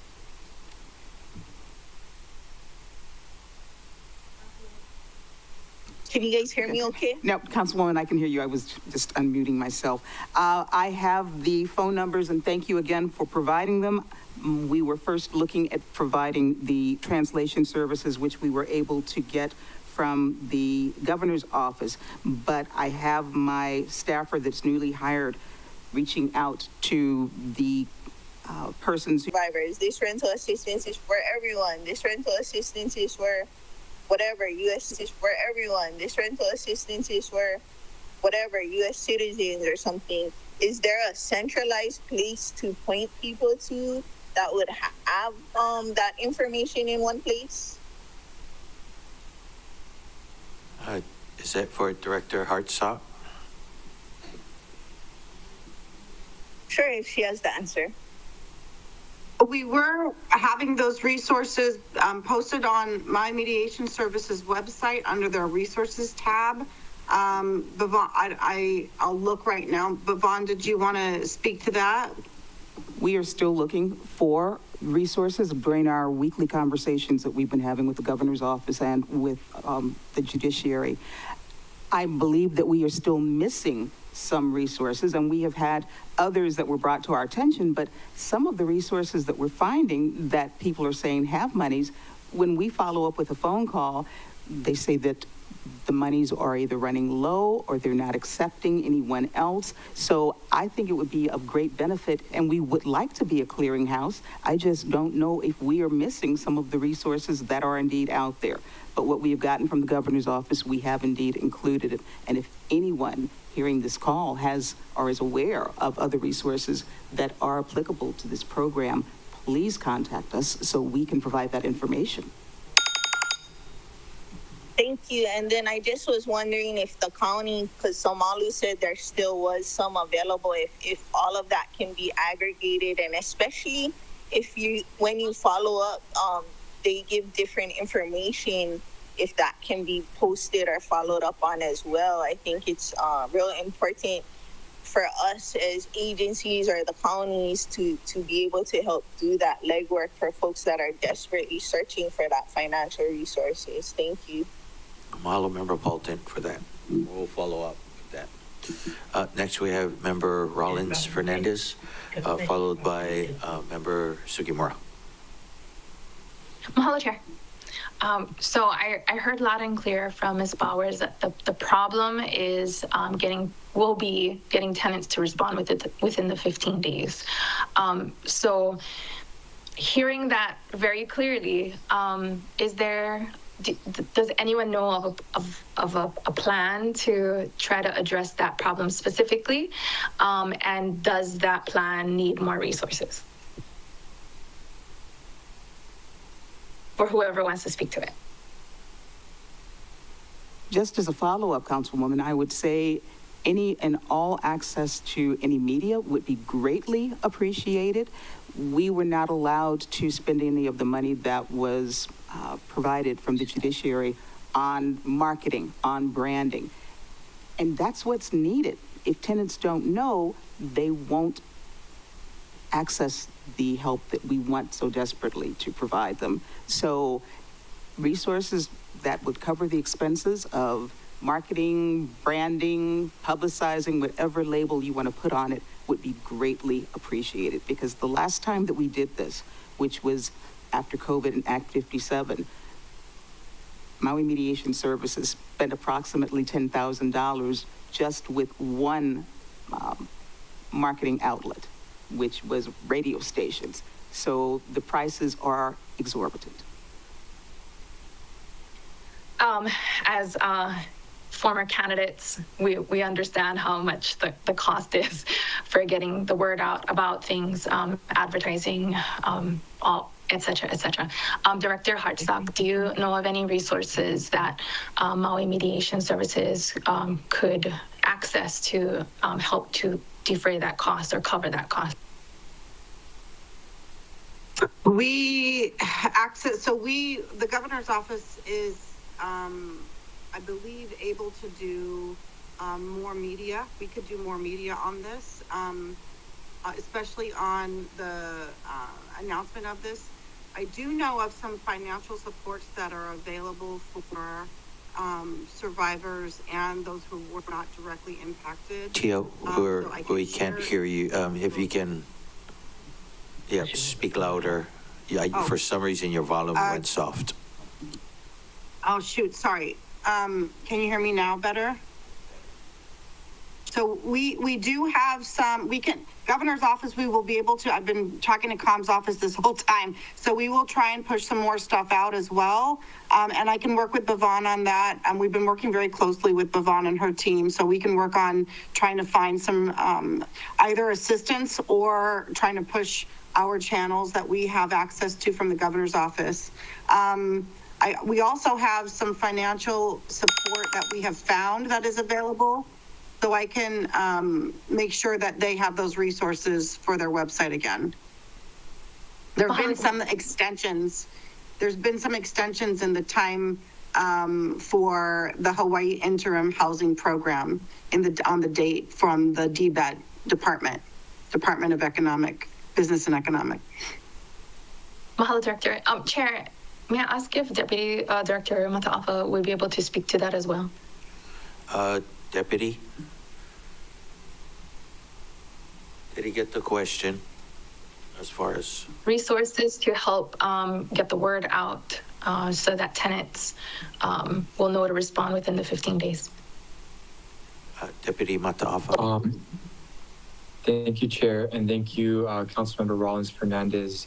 As far as resources go to pay for that, I don't think the department currently has funding to pay for that. We do have a platform on the Department of Housing website that we could potentially use, but I'd have to take a look into that to see if that would be the best way to get information out. Mahalo, Deputy Director. Mahalo, Chair. Mahalo, Member Rollins-Fernandez. Next, we have Member Sugimura, followed by Member Hutchins. Thank you. I think that just from other meetings, there's like housing advocate that was basically collecting data right after, I don't know if it was COVID. I'm gonna look for that person's name. And I remember he did great data collect. People to understand, because remember, it's going to be in tiers. Mm-hmm. So you have to be 4 months or more behind, and then 3 months, and so on. But we're going to still have to get that message out repeatedly for people to fully understand what we're doing and where to go. Yeah, so it sounds like governor's office has communications, their comms team and others, but we should really do that, because although we have Chelsea Davis with us today, which is going to be huge because she does such good media coverage, we need to keep the fire going. And we appreciate any and all exposure we're able to get. Okay, so we'll work on it. So I have no further questions, Chair. Thank you very much for bringing this. Mahalo, Member Sugimura. Next, we have Member Hutchins. Thank you. I just have one more question, and please use the rest of my time to say whatever you feel like you might need to say that we haven't discussed. But I'm wondering if you can tell me the goal of mediation. Is it to come up with a payment plan? Is it rent forgiveness? Typically, what are we looking at with the goals for this mediation program that you guys are going to provide? And thank you for that, by the way. Thank you for the question, Councilwoman. We are looking for all of the above. Okay. Everyone is not going to be able to reach an agreement where the tenant remains where they are. We know that. Okay. But if we can provide a forum for there to be respectful, civil, open dialogue, that will go a long way. It could be the difference between someone maintaining the residence or a residence being, quite frankly, torn up by a disgruntled tenant, when something could have happened when there was just meaningful conversation. We have all been traumatized, directly or indirectly, over the events of the last, since August 8th. And so right now, we're just trying to bring people together to find their own best solutions. So we don't go in with an agenda. It's what the two parties are willing to agree to, because if they're not willing to agree to it, they're not going to honor it, and it won't mean anything. Okay, thank you. And since all press is good press, sometimes you do have media right here, and please use the rest of my time to say whatever you need to say, and hopefully she'll air it on your behalf. Well, what I'd like to say, first of all, is thank you very much, Chairman, for the opportunity for us to give more information about this process. We are trying to make it as easy to understand for everyone. And if there are any questions, we have dedicated phone lines and email just so we can reach out to everyone. The main thing I want people to know is time is crucial. 15 days, we need to get the process started. We are ready and willing and able to conduct the mediations, but we need the word to get out, and we need both parties to respond. Yvonne, what was that phone number and email address? There are two numbers. There are two numbers to reach for our landlord-tenant questions for that. The first one is 808-344-4255. The second number is 808-446-0511. And the email is landlord-tenant-help, altogether, at maumediation.org. Okay, thank you for that information. My question was for Deputy Director Mataafa, and it sounds like the rental assistance program is very much different from the mediation side. So how is the department either working or reaching out or getting the information from the mediation process? Because it sounds like those four agencies you mentioned, MEO, Women Helping Women, Kahaleo Keola, they have their own process that might not necessarily go through this mediation process. So if we wanted some of that funding that is already allocated to go towards this more emergency type of this mediation process, how do we get Maui Mediation to work with some of those agencies? Is the department going to be either having someone to monitor these proceedings?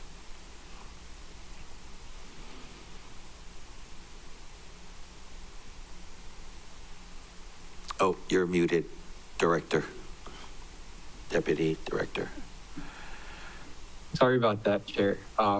So the department's role here is indirect. So our staff works directly with those four agencies, and the four agencies, as they intake applications, they assess the needs of the individual applicants, and they also are willing to do the work to reach out to Maui Mediation Services if in their process of reviewing the application, they feel like it may need to be elevated to that level. So the department's role here is more so aligned with making sure that we're able to get the funding out to the four agencies, and the four agencies will be working directly with Maui Mediation Services to help troubleshoot some of those applications that come in. And then it looks like some of the county agencies, they have their own criteria for taking some of, one of the question was, were they fire survivors? Were they not affected by the fires but still going? So each of these agencies have different criteria for applicants to be approved. So generally, the requirements, the main two ones is you have to have an income of 80% of the area median income and below. And then you also have to show that you're at risk of being evicted from your home. So that can come in the form of a letter, an eviction letter, or some type of notice, and that will trigger the applicant to move forward in the process when they work with those four different agencies. But those are generally the two bigger requirements that are part of the rental assistance program. Okay, thank you for that, Deputy Director. I just had one more question for Ms. Good of the Legal Aid Society of Hawaii's. How does this moratorium lift affect the Legal Aid Society of Hawaii's clients? Mahalo for your question, Chair. The moratorium has been in effect for many months, and so our clients, we've been helping clients throughout this whole time, particularly this portion of the moratorium that's lifting. The main thing that we've been working with is a little bit of confusion, misinformation, or just misunderstood information. A lot of that has to do with the language that's used to explain what's going on. At Legal Aid, we are sure to give a lot of counsel about what is happening, how the law works, and how the law affects you. And so with the eviction moratorium, it's about explaining that it is not the same as an eviction proclamation, and that the proclamation itself has many parts to it. For example, it covers not just this island, but other islands as well. Within the proclamation, there is an eviction moratorium, and the eviction moratorium has many parts in and of itself. So with preparing for and dealing with the moratorium prohibiting evictions for non-payment of rent that that starts tomorrow, we have just been trying to get the word out, work with a lot of community partners to be consistent in the language that we use, and we encourage everyone in all capacities to not use the term eviction moratorium as generally as it has been used, and to be more specific about what changes are happening. Act 202 is going to be in effect till next year, so there's plenty of time, but right up front, we want to inform as many people as we can as to what it is that's happening, and give them all of the opportunities that we can to prepare. The other part that affects our clients is we do a lot of referrals. We ourselves don't work with rental assistance per se, but if we are aware of programs, we like to refer people to towards those programs, but we need more information about them. I think it was already mentioned by Maui Housing Hui. A request for more information, for example, is the funding Act 202 specific funding? Is that part of the process? I appreciate the information that we've been given thus far, but that's another big concern that comes over the hotline for us. One other thing I'd just like to add is the media blast. I appreciate hearing everything about improving information that goes out to the media. Coconut Wireless is a big friend of ours. We use it quite often. Sometimes there are glitches that happen, and that could lead us into situations where information is mixed up. But the major channels can be very helpful, not just to say, hey, this is happening, but a lot of, what Ms. Bowers is saying is, what do you do now? You call Maui Mediation Services. That's what you do. It's a 15 days is not a lot of time.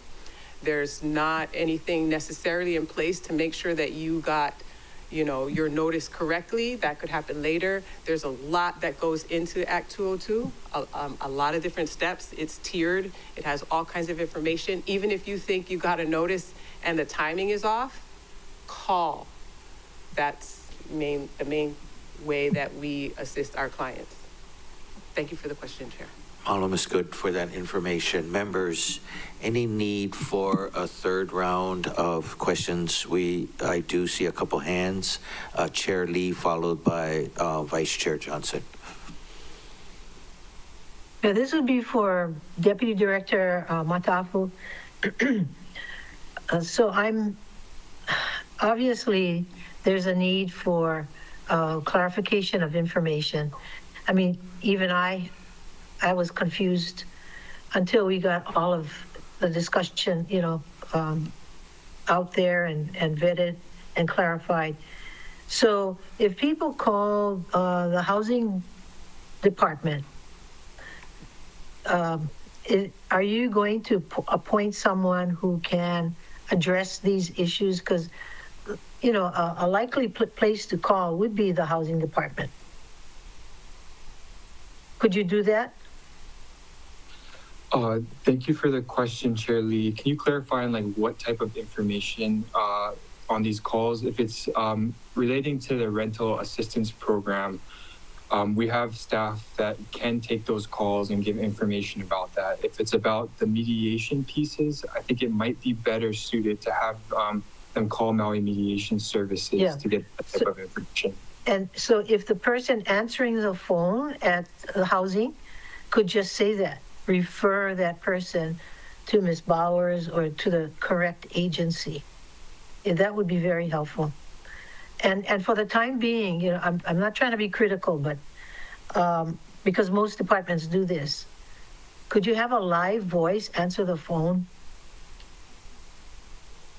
Because it's hard to deal with a recording. So for the time being, because this is an emergency and people are scared and confused, if you don't mind having somebody answer the phone instead of just get a recording. Okay, thank you. We can look into that. Thank you, Chair. Okay, thank you. Thank you, Chair Lee. Next, we have Vice Chair Johnson. Thank you, Chair, and I support those considerations by Chair Lee. This question I thought would be for Deputy Director Mata'afa, but then I realized we have a lot of people here that might be able to answer this question. So if anybody wants to, but it's really in regards to the HUD guidelines for rentals, as well as how that interacts with the housing free or the rental increase fees freeze.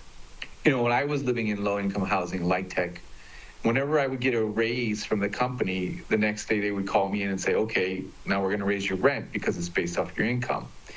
So I wonder how that affects now people who are living in, say, Catholic Charities property or some property that is a 80% AMI and below, and someone within there gets a raise at this period, go from 50,000 to 52,000, I don't know, just for an example. How does that work as far as if there's a freeze going on from, that's one thing I'd kind of see if there's a pickle there. If anybody wants to address it, I'm really curious how that works.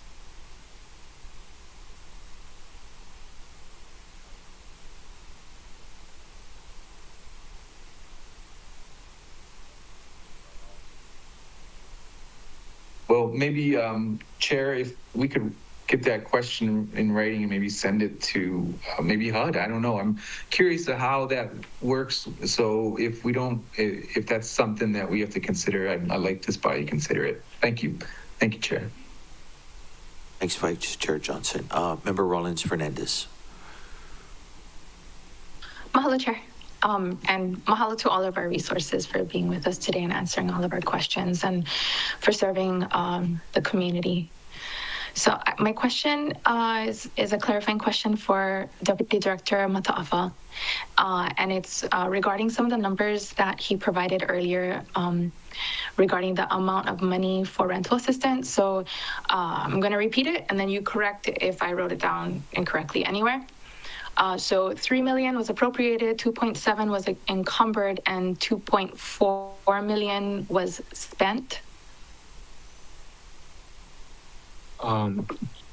Thank you, Council Member, for that question. To date, we have a little over 2.2 million spent out of the 4 programs. And then if it's helpful to kind of think about so one of the things that kind of came up earlier in the discussion was how many more we may be able to serve. And the reason why that's hard to kind of quantify is because through each program, the types of assistance that goes out to applicants is a little bit different. But to date, across all 4 programs, we've helped through those programs, those 4 agencies, almost 250 households to date, if that's helpful in your considerations moving forward. So is any of that unspent, the 800,000? Well, actually, I guess 300,000 was not encumbered by one of the 4 agencies. So 300,000, can that some of that be used for some of the education, advertising, promotion, just the outreach for the 4 agencies and for Maui Mediation? Thank you, Councilmember, for the question. I'd have to go back and take a deeper look at the grant agreement that was set up.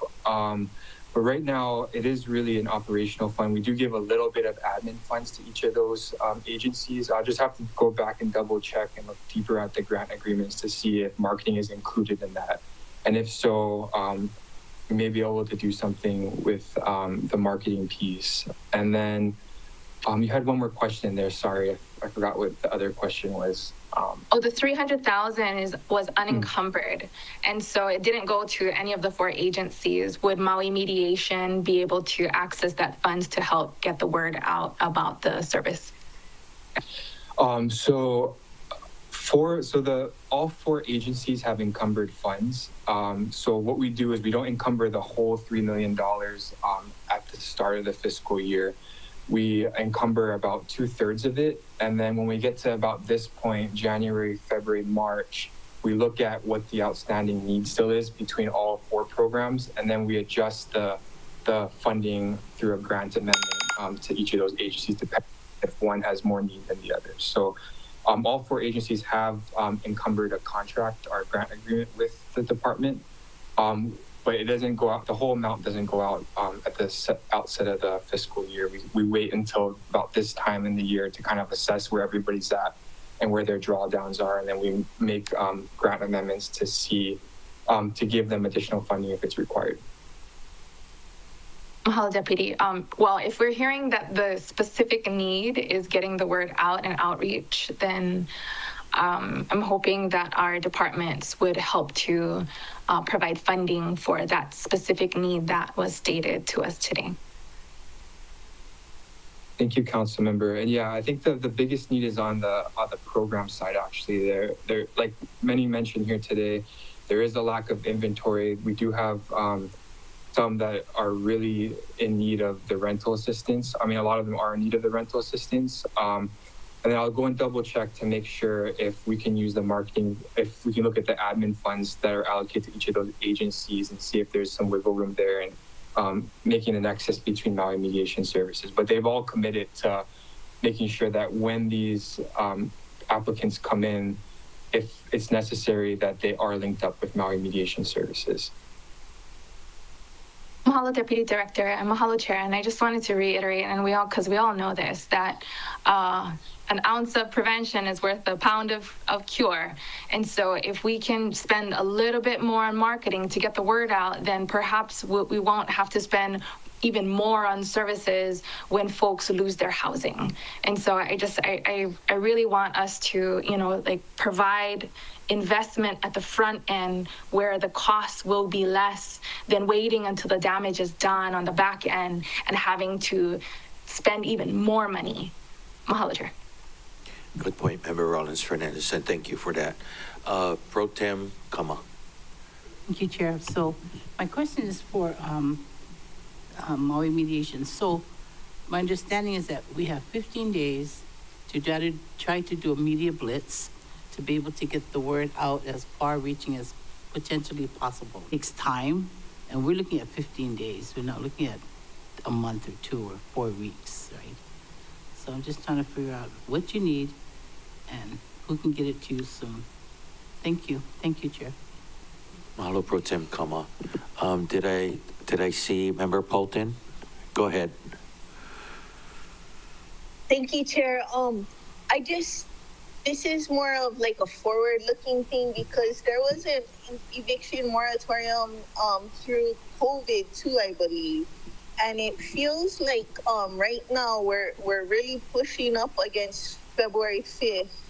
And so I just was wondering, like, hopefully there's not future disasters, but is the state or the county housing and all the agencies creating like a checklist of things to do, like, being very clear on the wording and lining up the translations and like that, because February 5th is Wednesday, and media attention and all of that. It feels like we're pushing up with our backs against the deadline, and I mean, the governor must have known in advance of when he was going to end the eviction moratorium. Like, I feel like we should have had more time to line up all these resources, to line up the financial resources in one central place. I know where it feels like we're putting it on nonprofit agencies, we're putting it on community groups, but the governor himself controlled the timeline. This is the second end of an eviction moratorium in like less than 5 years. So I feel like, you know, if there is another ending to something, we should be more prepared with like some sort of checklist or you know, like get on the media blitz right away, get on the translations right away, be more clear, and have these partner agencies that are helping with us like in from day one when the eviction moratorium is going to end, that here are steps that we should take to ensure that you know, how many cases are in the judiciary right now? Has the Attorney General been able to send them all letters and things like that? It's just you know, if we're doing it, this isn't our first rodeo, but it feels like it is. That's all. I don't know if anyone has an answer to it. Last one. I can try and kind of speak to that if it's okay. Go ahead, Director. Okay, thank you, Chair, and thank you, Councilmember Paulton.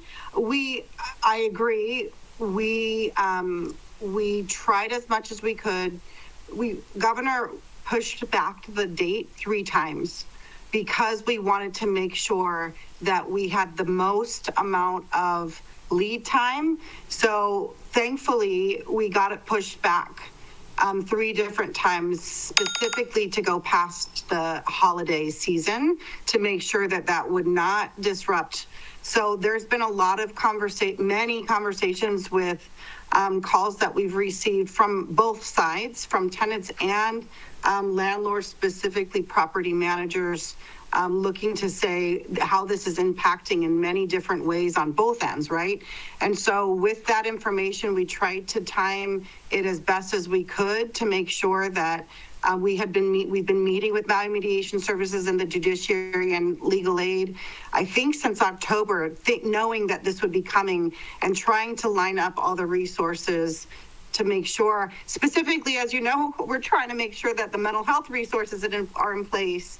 So been working with the housing folks here in Governor's office to make sure that we have as much information as possible.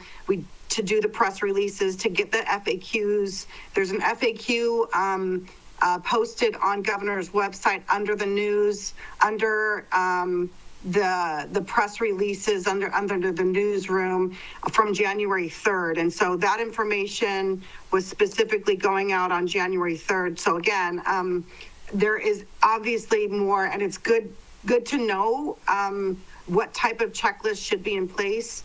And so from that previous administration, we didn't get information on the checklist that was done, if there was a checklist done for the COVID situation. However, we have been taking diligent notes, learning from this situation, trying to get everything as much in place as possible. So I appreciate that concern because this is the exact same concern that we've had this whole time. And I just wanted to mahalo Bhavon and her team at Maui Mediation Services and Legal Aid and the judiciary, because this has been months of trying to get things in place, and we can do better. So I know we can do better, and so we will try to continue making sure that this information gets out as much as possible. So thank you. Thank you. If Ms. Hawker wanted to respond, I just seen her. Karma, come on. Ms. Hawker. Yeah, I'll just speak real quickly.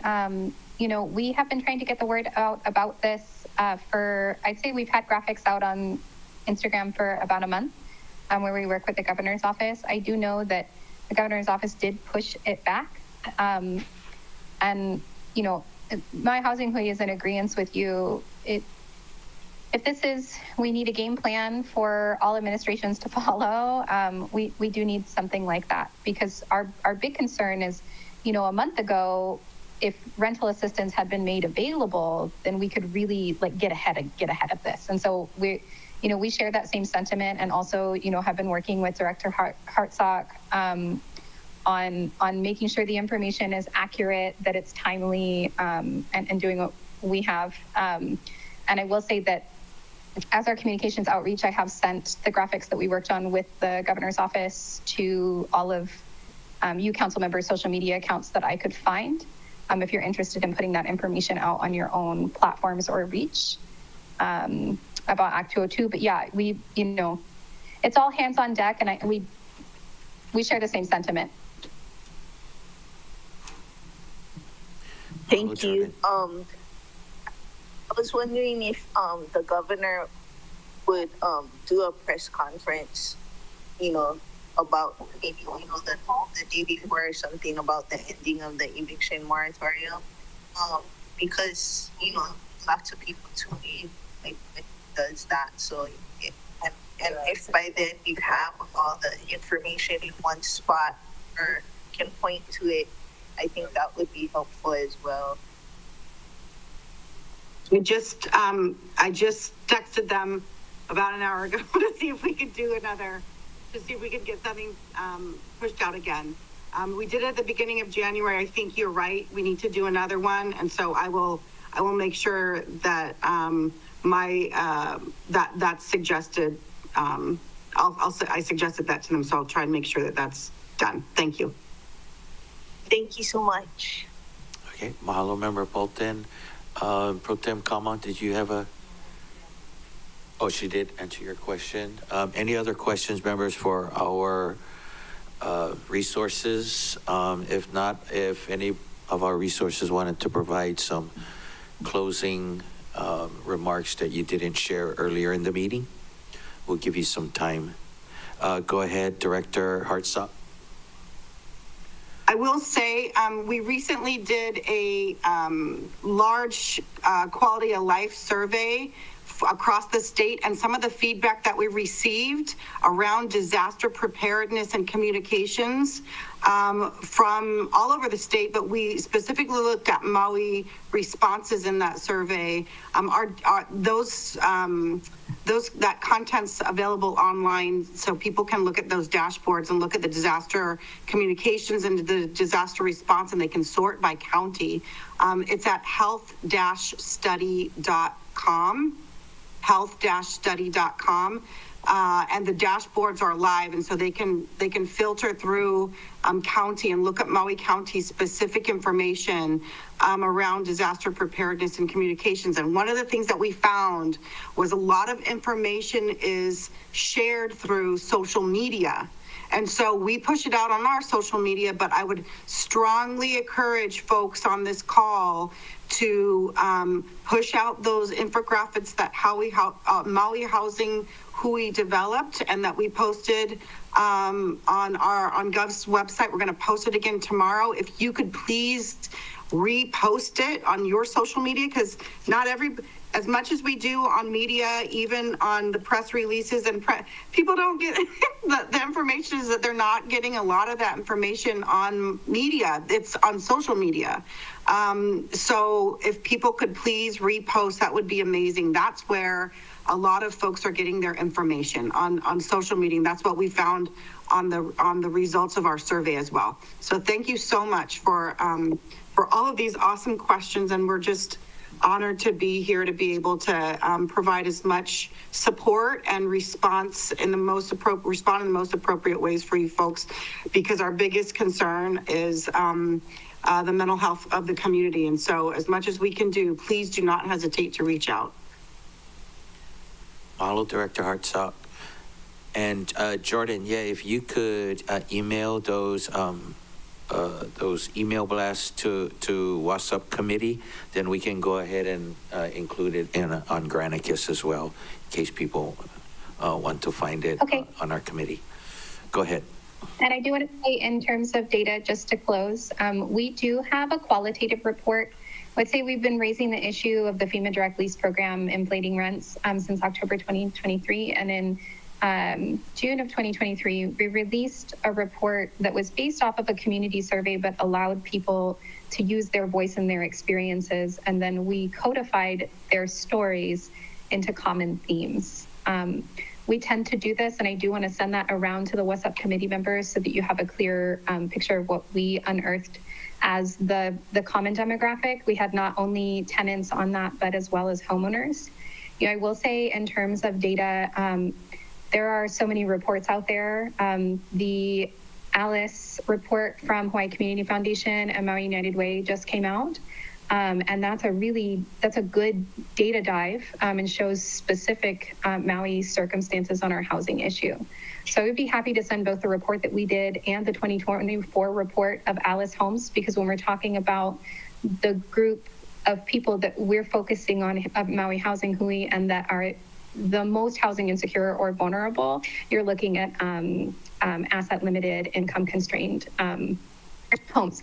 And so I can send that over in one batch. We do tend to work in community voices because I understand the push for numbers, but these are people's lives.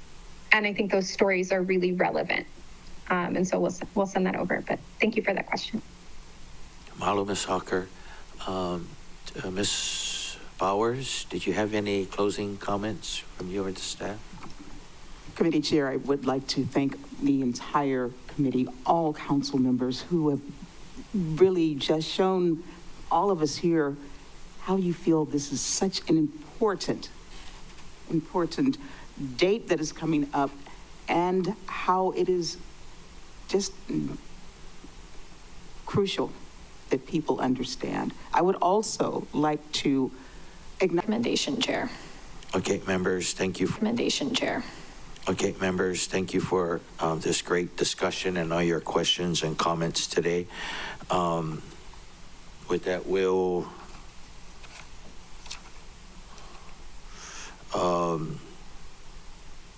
if there are no objections, I'll defer this item, members. No objections. Okay, thank you. With that, we wanted to thank our panelists today for the great information. Mahalo for coming and explaining this to us. We're going to follow up, staff will follow up on the judiciary numbers, the AG's office. Mahalo for everyone for providing some very important testimony, the AG's letter. Also, mahalo to Chelsea for helping getting the word out. So thank you for being here on all your media outlets. Members, with that, the time is 11:46, and the WASSP committee of Monday, February 3rd. Oh, go ahead. Just to add to what you're saying in closing, this afternoon, I think Bhavon Bowers mentioned it at 3:30 at MEO. They're calling it community outreach regarding this eviction moratorium. So if people who are listening to this who want to come and ask questions, there'll be resources there. What time does it end? Maybe Jordan might know also. 6 o'clock. Yes. So 3:30 to 6 o'clock at MEO. Okay. Continuation.